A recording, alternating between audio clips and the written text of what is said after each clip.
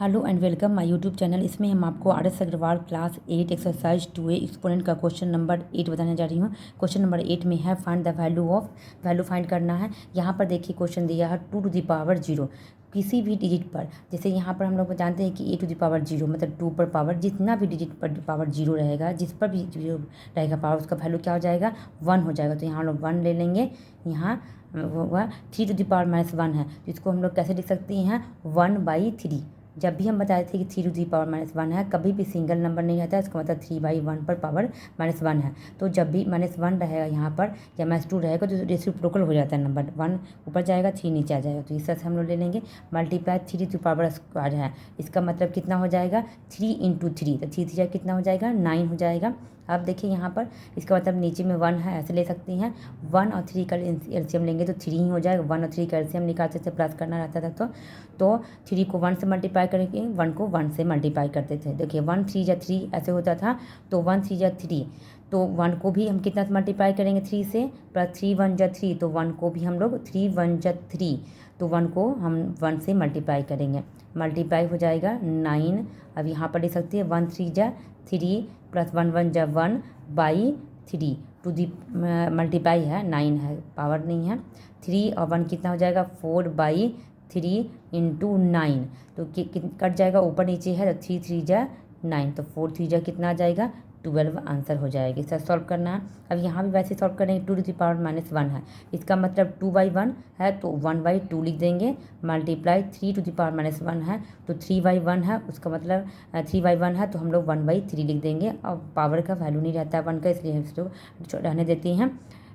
Divide कर लगा देंगे 2 टू द पावर -3 है, इसका मतलब 2/1 है, तो इसको हम लोग लिख सकते हैं 1/2 टू द पावर 3, ऐसे लिख सकते हैं। ठीक है, क्योंकि हम हटा दिए पावर, यहाँ 3 हो जाएगा। यहाँ पर 1 1 जा 1 हो जाएगा, 2 3 जा 6 हो जाएगा। डिवाइड मल्टीप्लाई में चेंज कर देंगे।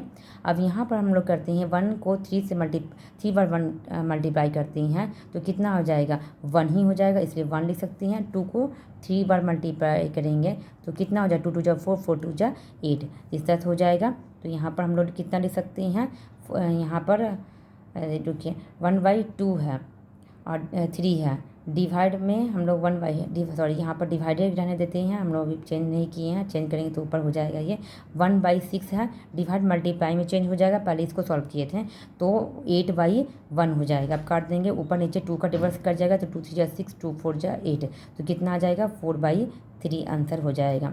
अब यहाँ पर तीसरा नंबर पार्ट है इसका 1/2 टू द पावर -2 है, तो इसको हम लिख सकते हैं 2/1 टू द पावर 2 प्लस हो जाएगा 1/3 है, तो इसको हम लोग 3/1 टू द पावर 2 लिख सकते हैं। क्योंकि माइनस जब रहेगा तो हम लोग ये जो है उसको हम रेसिप्रोकल कर देते हैं, उल्टा कर देते हैं। अब प्लस हो जाएगा 1/4 है तो 4/1 टू द पावर 2 लिख देंगे।